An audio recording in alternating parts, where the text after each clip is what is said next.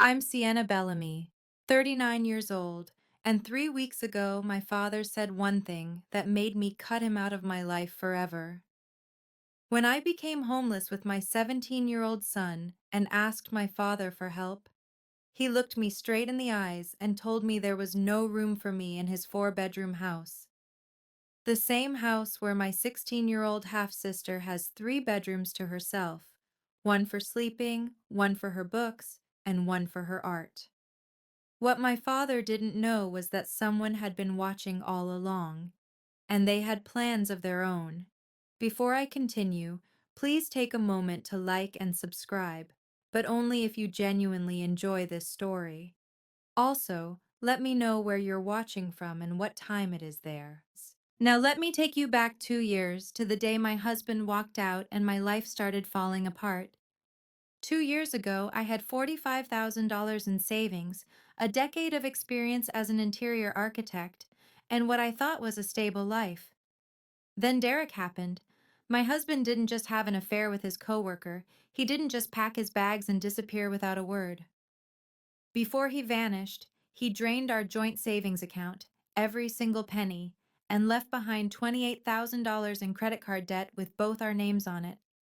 I had to pay that debt alone.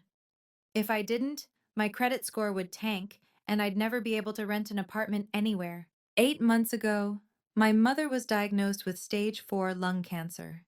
She fought for 6 months. I watched her wither away in a hospital bed, held her hand when she took her last breath, and buried her with what little I had left. The medical bills and funeral costs came to $35,000. I called my father once, desperate. Dad, I need help. Mom's treatments are expensive, and That's your mother, Sienna, my ex-wife. She stopped being my responsibility 20 years ago. Diane wouldn't approve. He didn't come to the funeral either. His excuse? Olivia had a piano recital that weekend. 3 months ago, the design firm where I'd worked for 10 years filed for bankruptcy overnight. No severance. They still owed me 2 months of back pay, about $9,000. My lawyer said it could take 6 months to a year to see any of it, if ever. I applied for unemployment benefits immediately. They told me there was a processing delay, 6 to 8 weeks because of the complicated bankruptcy paperwork. I used what little cash I had left to pay rent for 3 months, praying I'd find another job. The interior design industry was frozen. No one was hiring. Then the eviction notice came. Mom, Ethan said that night, still wearing his green Starbucks apron. I asked my manager for more hours. She's letting me work weekends, too. We just need to save up for the deposit, right? How much more do we need? I looked at my son, my 17-year-old son who woke up at 4:30 every morning to make coffee for strangers, and felt my heart crack. Don't even think about dropping out of school, I told him. Your SATs are more important. I'll figure something out. 2 years ago, I had everything. Now I had my ex-husband's debt, my mother's funeral bills, and a bankrupt company that owed me money. Life doesn't warn you when it decides to collapse. Ethan started working at Starbucks when my mother first got sick. He wanted to help. Insisted on it, actually. Now he was bringing in about $900 a month, which covered gas, our phone bills, and cheap groceries from Walmart. But a new apartment in Portland needed at least $4,000 up front for deposits and first month's rent. We were nowhere close. The thing is, my father's neglect didn't start when I became homeless. It started the moment he married Diane. I was 18 when I found out about the affair. I came home from school early and saw them through the living room window. My father and this woman I'd never seen before, kissing in our house, on our couch, while my mother was at work. My mother never recovered from that betrayal. She spent the next 20 years carrying that wound, and I watched it slowly hollow her out. When I graduated from college, my father didn't show up. Diane was pregnant with Olivia, and she, needed someone with her at all times. When I got married, he gave us $500 as a wedding gift. When Olivia was born, he bought Diane a $15,000 diamond ring to celebrate. I still have his Facebook page bookmarked, not because I check it often, but because it's evidence of something I need to remember. Every photo is the same: Richard, Diane, and Olivia. Caption: My whole world. I don't exist in his world. I never have. I sent Olivia birthday presents every year. Not once did I receive a thank you. The night after my mother's funeral, Ethan sat beside me in the car, our home now, and asked the question I'd been dreading. Mom, did I do something wrong? Is that why Grandpa never calls me? I finally told him the truth. About the affair. About Diane. About how his grandmother spent 20 years heartbroken because of the man who was supposed to be his grandfather. Grandma always said I was hardworking, Ethan whispered. She said I was just like you. She would have been proud of me, right? She was proud of you, I said. She told me that every single day. He was quiet for a long moment. Then, I miss her, Mom. I miss her too, baby. Every single day. We'd been sleeping in our car for 3 nights when I finally broke. Walmart parking lot. Space 247. I memorized that number because I stared at the faded paint every night, trying not to think about how we'd ended up here. Ethan's alarm went off at 4:30. I watched him sit up in the back seat, rubbing his eyes, his breath fogging in the cold morning air. He grabbed his Starbucks uniform from the plastic bag we used as a makeshift closet. I'll be at the store before 5, he said. I can shower in the employee bathroom before anyone else gets there. He thought I didn't know. He thought he'd hidden it well. The way he snuck into work early to clean up. The way he changed in the restroom stall. The way he never mentioned our living situation to his coworkers. He didn't want their pity. He didn't want to lose his job. I watched him drive away in the dark, and I saw what this was doing to him. The shadows under his eyes, the way his clothes hung looser on his frame, the small burn mark on his hand from the espresso machine that he brushed off as nothing. He was 17 years old, waking up before dawn in a car to go make coffee for strangers, then coming back to do homework under streetlights because we couldn't afford to keep the car running for the interior light. His SATs were in 2 weeks. He'd been studying on his phone, squinting at practice problems in the orange glow of the parking lot lamps. I was still waiting on unemployment benefits, 5 weeks into the application, at least 2 or 3 more to go. The lawsuit against my old company could take months. The shelter had a 6-week waiting list. I had no more options. Well, one option. I picked up my phone and stared at my father's contact. The man who couldn't be bothered to show up to my mother's funeral. The man who'd erased me from his perfect family portrait. I watched my son disappear into the pre-dawn darkness to work a job that would barely cover our gas money, and I made my decision. Even if it meant calling the man who hadn't been there when Mom took her last breath, I had to try. Not for me, for Ethan. My father picked up on the 4th ring. Sienna. Not a greeting, just my name, flat and cold. Dad, I need to talk to you. It's important. I'm busy. Olivia's birthday party is next week and Dad, Ethan and I are homeless. Silence. I told him everything. The bankruptcy, the eviction, the car. I told him about Ethan working 20 hours a week while still going to school, waking up at 4 in the morning studying for his SATs under streetlights. We just need a place to stay for 2 weeks, I said.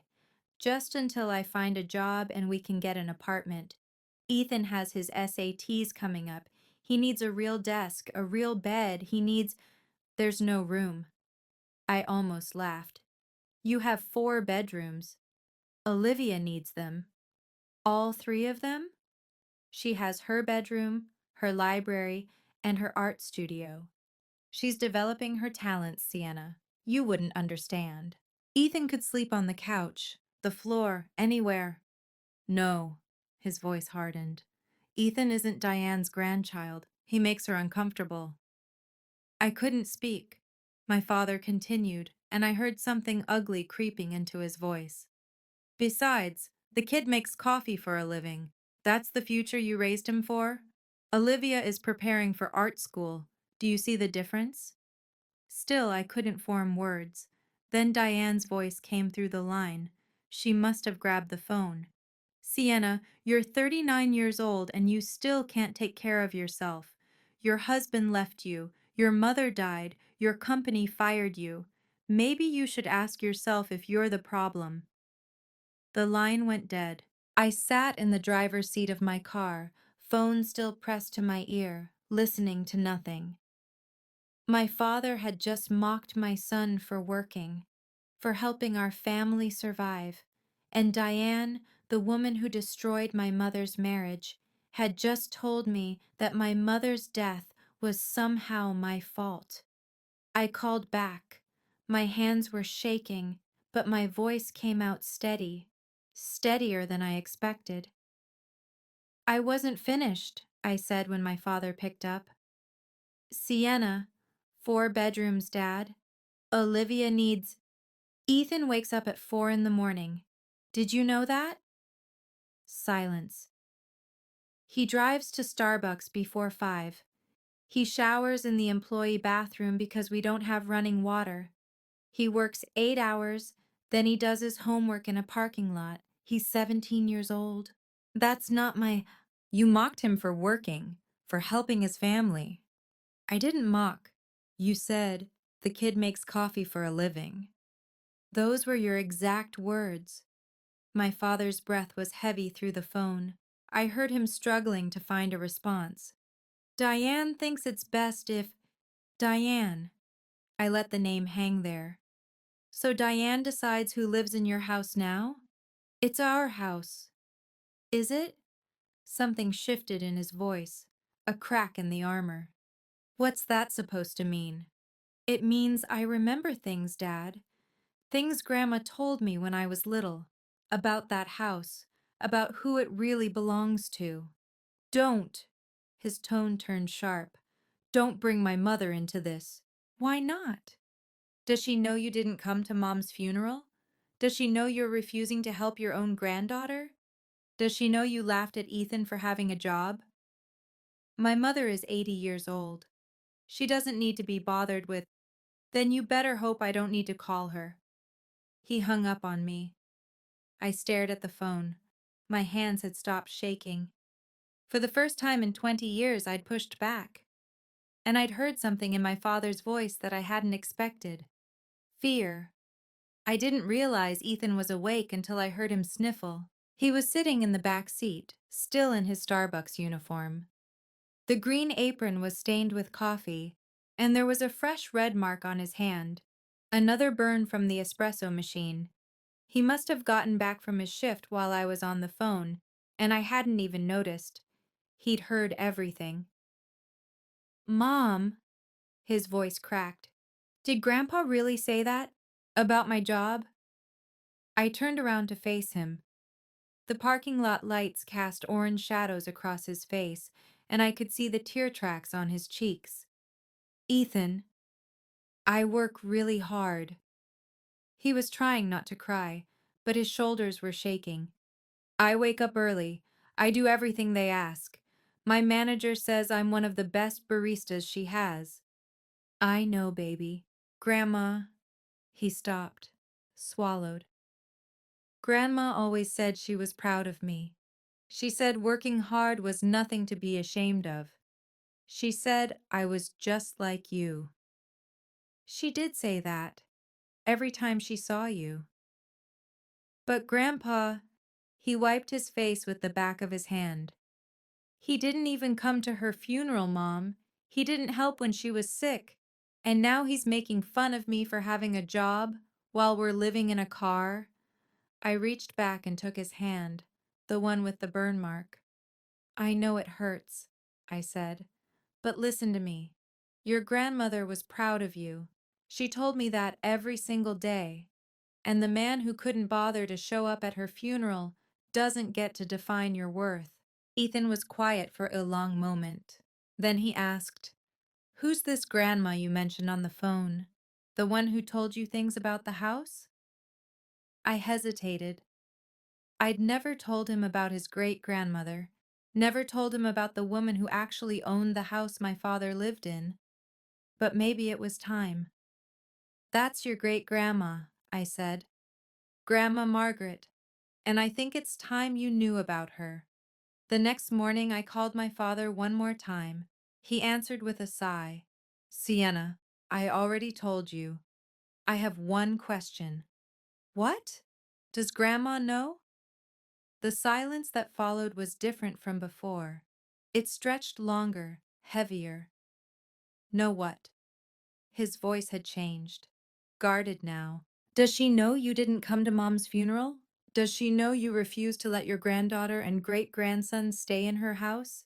Does she know you mocked Ethan for working?" "My mother doesn't need to hear about any of this. She's 80 years old and she loved Mom, didn't she? Grandma always said Mom was the best daughter-in-law she ever had." "Sienna, she was furious when you had the affair. I remember. I was 18, but I remember the things she said to you. That was 20 years ago. Was it? Because I'm pretty sure she never forgave you. And I'm pretty sure if she found out about all of this, the funeral, the house, the way you talked about Ethan, she'd have something to say about it." My father's breath came harsh through the phone. "You wouldn't. I don't want to. I'm asking for 2 weeks. A corner of your house. A place for Ethan to sleep and study. That's it." "I already said no. Diane, then I hope you're ready for Grandma to find out what kind of man her son has become." He hung up without another word. I lowered the phone and looked at Ethan, who was watching me from the passenger seat. "Great-grandma," he said slowly. "She owns the house Grandpa lives in?" "She does. Or at least, she used to. I'm not sure about the paperwork now." "And she loved Grandma Linda?" "Very much. She told me once that your grandmother was like a daughter to her." Ethan was quiet. Then, "Are we going to call her?" I stared at my father's contact one more time.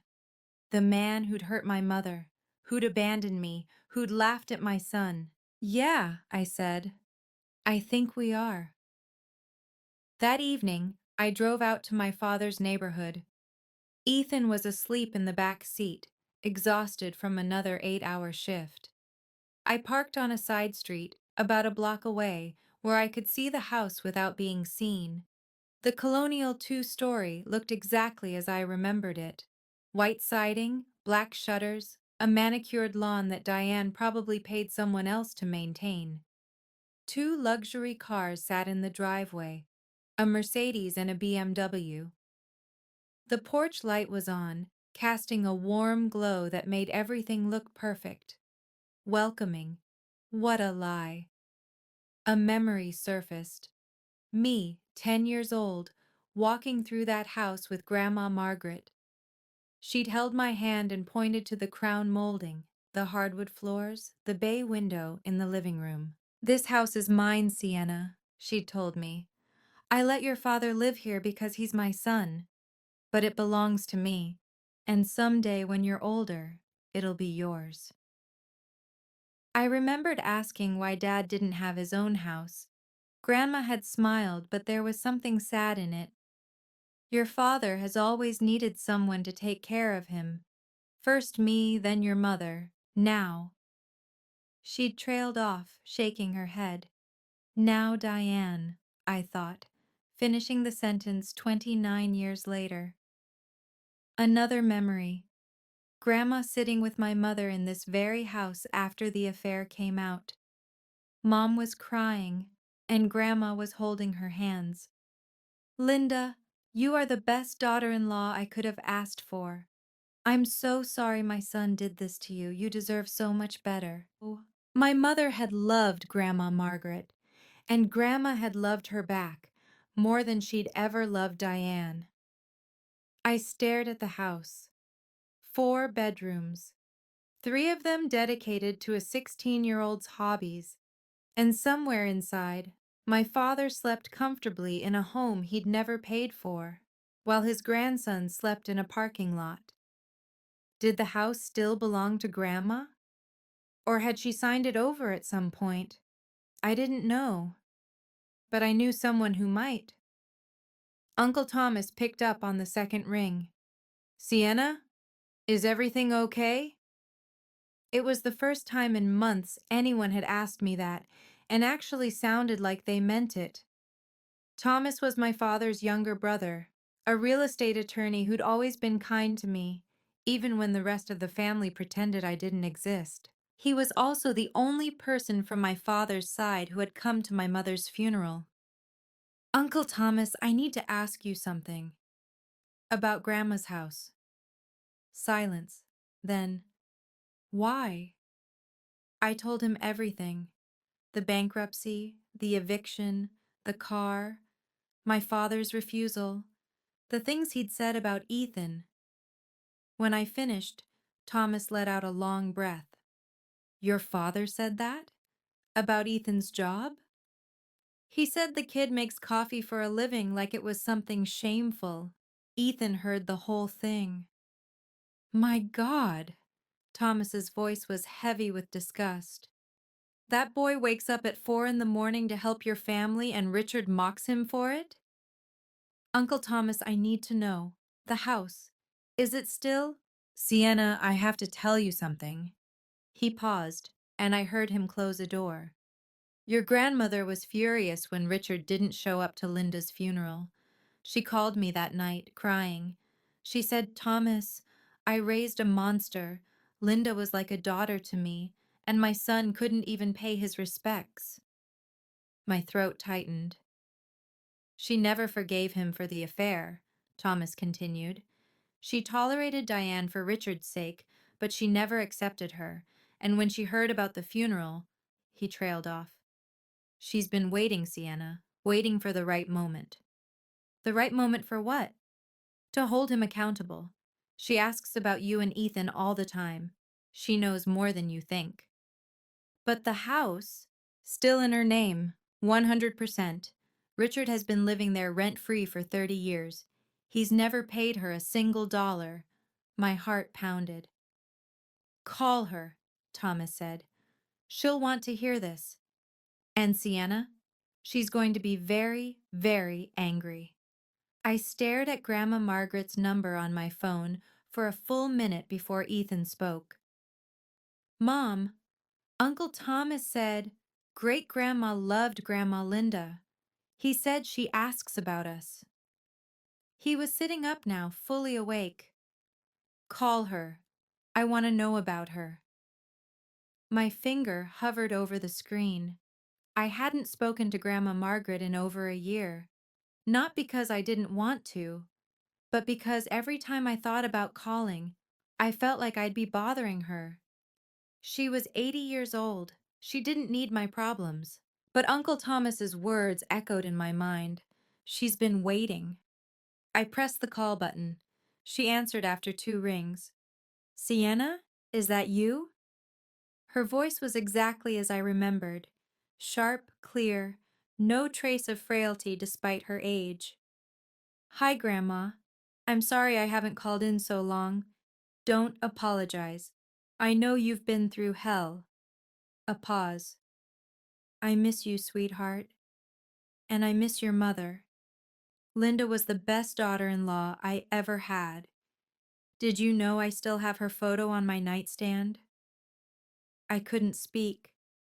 Tears were already streaming down my face. Grandma, Thomas called me. He told me what's happening. He told me what Richard said. Of course he had. Grandma, I didn't want to burden you with... Burden me? Her voice hardened.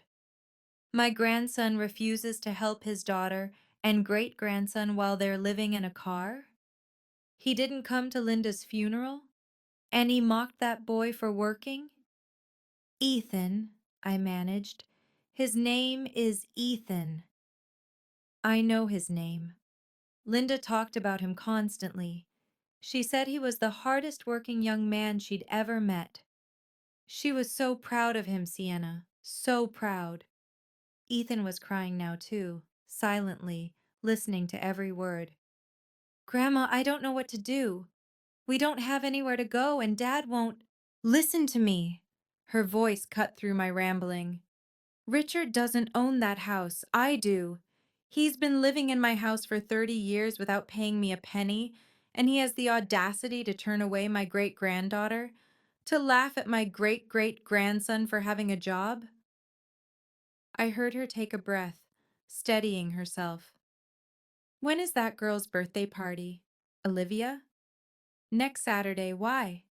Because I'm going, and so are you, and so is Ethan. Grandma, Dad didn't invite us. I'm inviting you. I'm the owner of that house. My invitation is the only one that matters. Did you hear that? When Grandma said she still keeps my mother's photo on her nightstand? For 20 years, I thought I was alone in this family. I thought everyone had forgotten about my mom, about what my father did to her, about how she spent 2 decades carrying that heartbreak. But Grandma never forgot. She never stopped loving her. And when she heard about Ethan, about how hard he works, about how my father laughed at him, her voice changed. I'd never heard her so angry. What do you think she's planning? What's going to happen at that birthday party? Let me know in the comments what you think is coming. And if you're still with me, hit that like button so I know you're here. We're about to get to the part I'll never forget. Now, let me tell you about the day of the party. 3 days before Olivia's sweet 16, Grandma called again. You're coming to the party, she said, no question in her voice. Both of you. Grandma, Dad will make a scene. He'll try to throw us out in front of everyone. Let him try. I don't have anything to wear. Neither does Ethan. We've been living in our car for... I know. I've already spoken to Thomas. He's bringing clothes for both of you. Something simple, something dignified. You're not going there to impress anyone, Sienna. You're going there because I asked you to. I hesitated. Why? Why do you want us there so badly? Because I want to see my great-great-grandson. Linda told me so much about him. She said he was special, and I believe her. Grandma's voice softened for just a moment. And because that boy needs to know his grandmother would have been proud, I want to tell him myself. My chest ached. Grandma, Ethan's nervous. He's afraid Grandpa will humiliate him again. Then tell him what I told you. I'm the owner of that house. Richard lives there because I allow it. If anyone tries to humiliate my family and my home, they'll answer to me. The day before the party, Uncle Thomas dropped off the clothes. A simple navy blue dress for me, wrinkled but clean, borrowed from a shelter donation program which he'd quietly arranged. A white button-down shirt for Ethan, borrowed from one of Thomas's younger colleagues. Ethan tried it on in the car, checking his reflection in the rearview mirror. Do I look okay? He asked. You look perfect. He tugged at the collar. I asked my manager to switch my shift so I could have the day off. She said yes. She even wrote me a letter. A letter? A recommendation letter for college applications. She said I'm one of the most dedicated employees she's ever had. He paused. I wanted to show Great-Grandma, so she knows I'm not what Grandpa said I am. I reached over and straightened his collar. She already knows, Ethan, but I think she'd love to hear it from you. The party was everything I expected, and nothing I was prepared for. Ethan and I pulled up to the house in our beat-up Honda, the same car we'd been sleeping in for weeks. The contrast was almost laughable. Luxury cars lined the driveway. Mercedes, BMWs, a Lexus SUV. The lawn had been freshly manicured, and through the wrought iron gate, I could see the backyard transformed into something out of a magazine. Pink and white decorations everywhere, string lights draped between the trees. A massive banner reading Happy Sweet 16 Olivia hung across the back of the house. Round tables covered in white linen, a tiered cake, a DJ booth. 50 people, maybe more, milling around in cocktail dresses and tailored suits. And there we were, me in my borrowed navy dress, slightly too big, Ethan in a white shirt borrowed from a stranger, his hands still showing faint burn scars from the espresso machine. We didn't belong here. Everyone would know it the second they looked at us. Mom, Ethan's voice was tight. Are you sure about this? Great-grandma asked us to come. That's all that matters. We walked through the gate. It took about 30 seconds for someone to notice us. Then the whisper started. I saw my father across the yard, laughing with a group of guests, a champagne flute in his hand. He was in his element, charming, polished, the perfect host. Then his eyes swept toward the entrance and landed on me. His smile vanished. He said something to the guests and started walking toward us. Diane appeared beside him almost immediately, her face twisted with barely concealed rage. "What are you doing here?" Diane hissed as they approached. "And why did you bring him?" I kept my voice calm. "Grandma Margaret invited us." "She has no right to invite anyone to our house." I looked at Diane, really looked at her. "Your house?" I said quietly. "Are you sure about that?" Before she could respond, we all heard it. A car door closing, footsteps on the pavement. I turned toward the gate. Grandma Margaret had arrived. My father grabbed my arm, pulling me toward the side of the house, away from the main party. But we weren't far enough. Guests could still see us. Some were already watching. "Sienna." His voice was low, dangerous. "I told you not to come.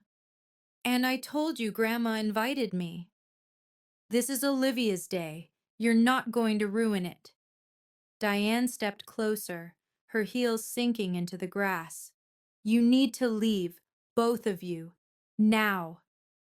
"We're not going anywhere."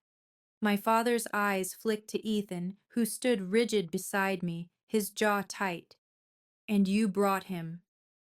Richard's lip curled. "The coffee boy. What, did you want to show everyone what a great job you've done raising him?" I felt Ethan flinch. "Dad, homeless." My father's voice rose, and more heads turned our way. "Living in your car. Husband left you. Mother died. Company fired you. And this is what you have to show for it? A kid who makes lattes?"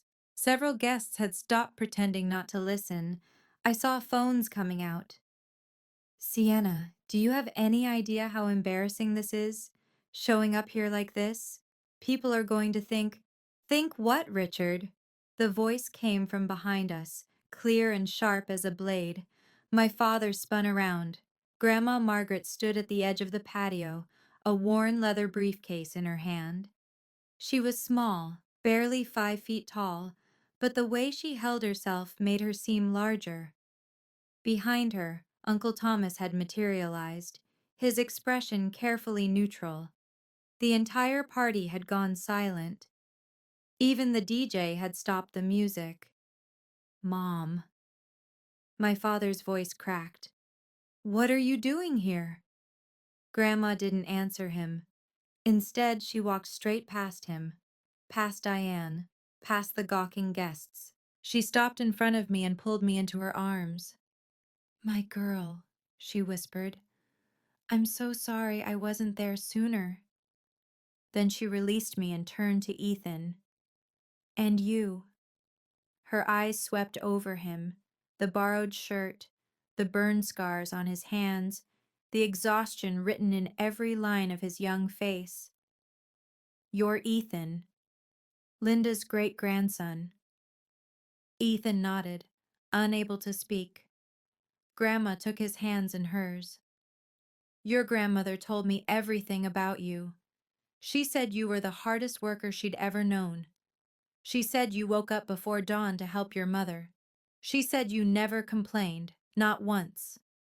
Tears were streaming down Ethan's face. She was so proud of you, Grandma said, loud enough for everyone to hear. And so am I. The silence that followed was deafening. 50 people stood frozen in that perfect backyard, champagne glasses suspended mid-sip, conversations abandoned. Every eye was fixed on the small, silver-haired woman who had just walked into the party like she owned the place, which I was beginning to understand. She did. Grandma released Ethan's hands and turned to face my father. Richard, her voice carried across the yard without her raising it. Would you like to explain something to me? My father's face had gone gray. Mom, this isn't the time. You didn't come to Linda's funeral. A gasp rippled through the crowd. Linda was married to you for 18 years. She gave you a daughter. She loved you despite everything you did to her. And when she died, you couldn't be bothered to pay your respects because Olivia had a piano recital? I saw guests exchange glances. Whispers started up again. Mom, please. I'm not finished. Grandma took a step toward him, and I watched my father, 64 years old, 6 feet tall, actually step back. Your granddaughter and great-grandson have been living in their car. Did you know that? Sleeping in parking lots. Ethan wakes up at 4 in the morning to go to work, then studies for his SATs under streetlights. And you refuse to help them? There wasn't room. There wasn't room? Grandma's voice finally rose, sharp and cutting. In a 4-bedroom house? Your stepdaughter has 3 bedrooms for her hobbies, and you told your own flesh and blood there wasn't room? Diane stepped forward. Margaret, with all due respect, I'm not speaking to you. Diane's mouth snapped shut. And another thing. Grandma turned back to Richard. Thomas told me what you said about Ethan, about his job. My father's face went from gray to white. You mocked that boy. You laughed at him for working, for helping his mother survive. Grandma's voice trembled with barely contained fury. That child has more dignity in his little finger than you've shown in your entire life. The whispers had become a steady murmur now. I could hear fragments drifting across the yard. Didn't go to the funeral? Living in a car? Really? Mocked the kid for having a job? My father's carefully constructed image was crumbling in real time, and everyone was watching it happen. Mom. Richard's voice had taken on a pleading note. Can we talk about this privately, please? Privately? Grandma laughed, but there was no humor in it. You humiliated Sienna and Ethan publicly. You mocked that boy in front of his mother. You told your daughter she wasn't welcome at her own sister's birthday party. Why should you get the courtesy of privacy? This is my house. No, Richard, it isn't. The murmurs stopped. The silence was absolute. Diane stepped forward, her face flushed with anger. Now wait just a minute. This is our home. We've lived here for 30 years. Grandma's voice was ice. You've lived here for 30 years, rent-free, in a house that belongs to me. That's not, Diane started. Be quiet. Grandma didn't even look at her. You're the woman who broke up my son's first marriage. You don't get to speak to me about what's fair. The crowd erupted in whispers again. I saw several people filming now, phones held up openly. A young voice cut through the noise. Dad, what's going on? Olivia had appeared at the edge of the gathering, her sweet 16 tiara slightly askew. She was looking between Grandma, our father, and me with complete bewilderment. Who is she? Olivia pointed at me. Why is everyone saying she's your daughter? My father opened his mouth, closed it, opened it again. He had no answer, because the answer was too ugly to say out loud. He had spent 16 years pretending I didn't exist, and now his perfect illusion was shattering in front of everyone he'd been trying to impress. Grandma Margaret opened her worn leather briefcase. The movement was slow, deliberate. Every person in that backyard watched as she pulled out a stack of papers and held them up for everyone to see. "This is the deed to this house," she said, her voice carrying clearly across the silent crowd. "Registered in my name, Margaret Elizabeth Bellamy. It has never been transferred. It has never been sold. This house belongs to me." My father's face went completely white. "Mom, you promised this house would be mine. I said it would be yours when you deserved it." Grandma's eyes were hard as flint. "Do you deserve it, Richard? After everything you've done? I. You cheated on Linda. You abandoned your daughter. You didn't come to your ex-wife's funeral. You refused to help Sienna when she was homeless. And you mocked your own great-grandson for working." She let each accusation land like a blow. "You've been living in my house for 30 years, rent-free, while behaving like this.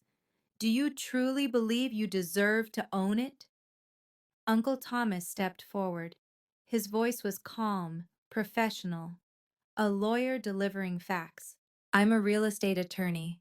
I can confirm that this property remains solely in our mother's name. Richard has no legal claim to it. He's been permitted to live here as a guest. Nothing more." The crowd had begun to disperse now, some people backing away, others clustering in small groups to whisper. I saw at least a dozen phones recording. "Dad?" Olivia's voice trembled. "What does this mean? Is this not our house?" My father said nothing. It was Grandma who answered.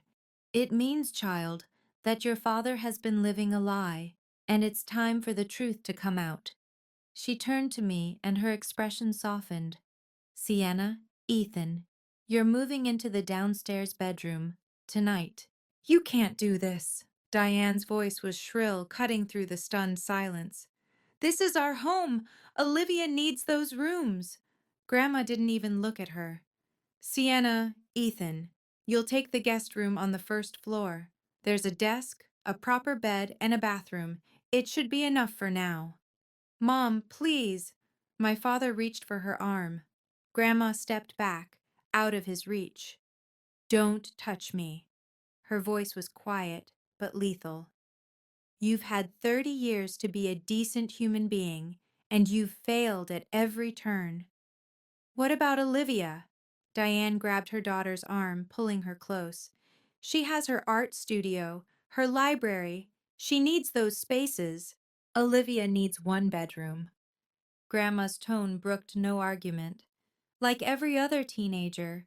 She doesn't need 3 rooms for hobbies while her nephew sleeps in a car." She turned to Ethan. "You," she said, her voice softening. "You need a real place to study, to sleep, to rest after working those long shifts. Your grandmother would have wanted that for you. And so do I." Ethan couldn't speak. He just nodded, tears still streaming down his face. Uncle Thomas spoke up again, his lawyer voice back in place. "If Richard and Diane refuse to comply with the property owner's wishes, I can assist my mother in initiating formal eviction proceedings. Under Oregon law, they would have 30 days to vacate. That is the legal right of any property owner." Guests were leaving now, slipping away quietly. No one was saying goodbye to my father. No one was offering congratulations to Olivia. The party was over. I stepped closer to Richard. "I didn't want this," I said quietly. "You could have given us 2 weeks. That's all I asked for. 2 weeks, and none of this would have happened." He didn't respond. Didn't even look at me. Diane pulled Olivia toward the house, both of them crying. I watched my father stand there, alone in his perfect backyard, surrounded by empty tables and abandoned champagne glasses. For the first time in my life, I didn't feel sorry for him. My father tried one last time. "Mom," his voice cracked. "Can we please discuss this in private? This is humiliating." "Humiliating?" Grandma's eyes flashed. "You humiliated Sienna by calling her a failure in front of your guests. You humiliated Ethan by mocking his job. You humiliated yourself by choosing a piano recital over your ex-wife's funeral. Don't talk to me about humiliation." "I can explain." "You've had 20 years to explain. I'm done listening." Diane stormed out of the house, Olivia trailing behind her. The girl's mascara was running, her tiara discarded somewhere inside. Her sweet 16 had become a nightmare, and I could see she didn't fully understand why. "Grandma Margaret," Olivia's voice was small, confused. I don't understand what's happening. Who is Sienna? Why does everyone keep saying she's my sister?" The anger in Grandma's face softened just slightly. "Child, that's not your fault. Your parents chose to lie to you about your family, but Sienna is your half-sister. She's Richard's daughter from his first marriage to a woman named Linda, who died 8 months ago. Your father didn't tell you about any of this because he wanted to pretend his first family never existed." Olivia turned to our father. "Dad, is that true?" Richard said nothing. His silence was answer enough. Olivia looked at me then, really looked at me, took in my borrowed dress, my tired eyes, the exhaustion written into every line of my face. "You're my sister?" she whispered. "Half-sister," I said gently. "But yes." "And you were living in your car while I had 3 bedrooms?" "It's not your fault, Olivia. You didn't know." Her face crumpled. "I'm so sorry." Grandma placed a hand on Ethan's shoulder. "Your grandmother Linda was the kindest woman I ever knew," she told him quietly. "She would have been so proud of who you've become. Don't let anyone, especially Richard, make you doubt that." Ethan nodded, wiping his face with the back of his hand. "Thank you," he managed, "for saying that. I'm not just saying it. I mean it." Did you see the moment when Grandma told Ethan that his grandmother would have been proud? He broke down. My 17-year-old son, who had spent weeks waking up at 4 in the morning, working 8-hour shifts, never complaining, he finally let himself cry. Because for the first time since my mother died, someone from my father's family acknowledged him, told him he mattered, told him his grandmother's love wasn't forgotten. And Olivia. She had no idea about any of this. She didn't know I existed. She didn't know our father had skipped a funeral for her piano recital. She was just a kid caught in the middle of her parents' lies. Here's my question for you. Should I forgive my father after everything he's done? Or are some boundaries necessary for survival? Tell me what you think in the comments. And if you want to hear how this ends, stay with me. We're almost there. The party was completely over. The last guests filtered out through the gate, many of them pausing to squeeze my hand or pat Ethan on the shoulder as they passed. A few women I'd never met hugged me, murmuring words of support. "I had no idea Richard had another daughter," one of them said, shaking her head. "He always talked about his family like you didn't exist." "That's because, to him, I didn't." A neighbor, a man in his 60s who'd apparently known my father for 15 years, stopped in front of Ethan. "Son, I heard what your grandfather said about your job." He looked directly into Ethan's eyes. "Working hard at your age, helping your mother like you do, that's something to be damn proud of. Don't let anyone tell you otherwise." "Thank you, sir," Ethan managed. The man nodded, then turned to walk away. As he passed my father, he didn't say a word, didn't even look at him. That's when I noticed my father was still standing in the same spot, alone. Empty champagne glasses and abandoned plates surrounded him, remnants of a celebration that had imploded. The banner still hung above him. Happy Sweet 16 Olivia. It fluttered in the evening breeze, mocking him. Uncle Thomas appeared at my elbow. "The video's already spreading," he said quietly. "Someone posted it to the neighborhood Facebook group. Another person shared it on Twitter." He paused. "People are not being kind to Richard in the comments." I didn't feel satisfaction. I didn't feel vindication. I felt tired. Just tired. "I didn't want this," I said. I know." Thomas put a hand on my shoulder. "But he made his choices. 30 years of choices. And now he has to live with the consequences." Diane had disappeared inside the house with Olivia. I could hear crying through the open windows. The Happy Sweet 16 banner finally tore loose on one end, dangling at an angle, buffeted by the wind. Nobody bothered to fix it. We moved into the downstairs guest room that same night. It wasn't much. A queen bed, a desk by the window, a small bathroom attached.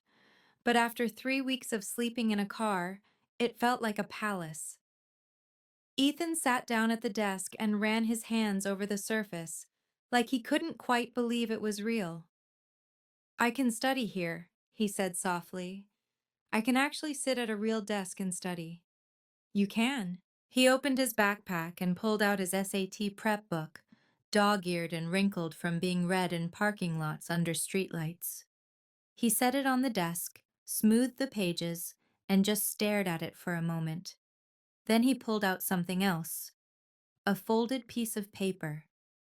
"My manager wrote this," he said, handing it to me. "The recommendation letter for my college applications." I unfolded it and read the first few lines. "Ethan is one of the most dedicated and hardworking employees I have ever had the privilege of managing. Despite facing personal challenges that would have broken most adults, he has never once complained, never missed a shift, and consistently exceeds expectations." My throat tightened. Grandma appeared in the doorway. She was carrying something, a framed photograph. "I thought you might want this," she said, handing it to me. It was my mother, a picture I'd never seen before, younger, laughing, standing in the garden of this very house. She must have been about my age in the photo. "That was taken the first year she was married to Richard," Grandma said, "before everything went wrong. I've kept it all these years. She was such a light in this family." I placed the photo on the nightstand. "We'll put it somewhere special," I said. Grandma nodded, then she turned to Ethan. "Your grandmother would be so proud of you," she said again. "Don't ever forget that." Ethan wiped his eyes. "I won't." Uncle Thomas called later that evening. "Good news. Your unemployment benefits were finally approved. Back pay for 5 weeks should hit your account within the next few days." For the first time in months, I let myself breathe. A week later, my father knocked on my door. I was alone. Ethan was at work, a shorter shift now that he didn't need to worry about gas money. I almost didn't answer, but I did. Richard stood in the doorway, looking older than I'd ever seen him. The confident, charming man who had laughed at my son was gone. In his place was someone smaller, diminished. "Can I come in?" I stepped aside. He sat down on the edge of the bed, clasping his hands between his knees. For a long moment, he didn't say anything. "I'm sorry." His voice was rough. "For what I said, about Ethan, about his job. I shouldn't have—" "What exactly are you sorry for, Dad?" He looked up. "What do you mean? Are you sorry because you hurt us? Or are you sorry because you got caught?" Silence. "I was under pressure," he finally said. "Diane was upset, and the party, and You didn't come to Mom's funeral. His jaw tightened. You didn't help with her medical bills. You didn't even call to see how she was doing when she was dying. And when Ethan and I were living in our car, when your grandson was waking up at 4 in the morning to work, you laughed at him. Sienna, Ethan heard you, Dad. He heard his grandfather mock him for trying to help his family survive. Do you have any idea what that did to him? Richard's eyes dropped to the floor. I didn't think. No, you didn't. We sat in silence for a while. Then he asked the question I'd been dreading. What do you want from me? And there it was. Not I'll change, not I'll do better. Just, what do you want? He still didn't get it. I don't want anything from you, Dad. I just want you to understand why I can't pretend everything is okay. He nodded slowly, started to say something, stopped. Then he stood up and left without another word. 3 weeks after the party, everything started to fall into place. I got a job offer. A small interior design firm in the next town over. Not my old salary, but enough. Enough to rent a one-bedroom apartment for me and Ethan, enough to start over. Enough. The unemployment back pay came through. $3,200. I used it to pay off the last of Derek's credit card debt. It felt like cutting a chain that had been wrapped around my neck for 2 years. Ethan took his SATs. When the scores came back, he was in the top 15% nationally. His Starbucks manager had written him a glowing recommendation letter, and he'd been promoted to shift supervisor, the youngest one in his district. Mom, he said, showing me the score report, do you think Grandma would have been proud? She was always proud of you, baby. Always. The day before we moved out, Grandma called me to her room. Sit down, she said, patting the bed beside her. I did. I've been thinking about the future, she said, about this house, about what happens when I'm gone. Grandma, you don't have to. Hush, let me finish. She took my hand. I'm rewriting my will. Richard won't inherit this house. It'll go to you and Ethan. I don't need. This isn't about need. It's about what's right. She squeezed my hand. Your mother loved this house. She was happy here once, before everything fell apart. I want it to stay with people who will honor that memory. I couldn't speak. You've been through so much, Sienna. Derek, your mother, the bankruptcy, Richard's cruelty, all of it. But you never gave up. You never let it break you. She smiled, her eyes bright with tears. Linda would be so proud of the woman you've become. I hugged her then, this tiny, fierce woman who had stood up for me when no one else would. Thank you, I whispered, for everything. Thank me by living a good life, she said. That's all I ask. The day I moved out, I sent my father one final message. Dad, I want you to know that I don't hate you. I spent too many years hoping you'd change, hoping you'd see me, hoping I could earn a place in your new family. I'm done hoping. Grandma gave us a roof when you wouldn't. She told Ethan he was worth something when you mocked him. She remembered Mom when you couldn't even show up to her funeral. I'm not cutting you off out of anger. I'm doing it because I need to protect myself and my son. If you ever truly change, not because you're embarrassed, but because you realize what you've done, you know how to reach me. Until then, this is goodbye. He never responded. Diane texted me once, a week later, to tell me I was destroying the family. I didn't reply, but Olivia, sweet, confused Olivia, reached out 3 days after we moved. Sienna, I'm sorry about everything. I didn't know about you or about what happened with Dad. I feel so stupid. I had 3 bedrooms for my stuff while you and Ethan had nothing. I'm really, really sorry. I wrote back. You have nothing to apologize for, Olivia. None of this was your fault. If you want to get to know me and Ethan, we're here. Ethan sent her a message too. Hey, it's your nephew. Don't stress about it. I make coffee for a living and there's nothing wrong with that.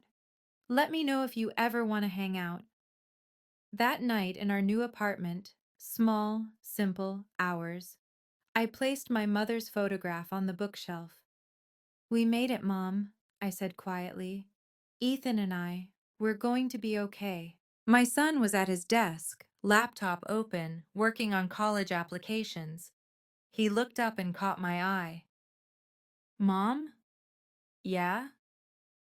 Thank you for not giving up, for fighting for us.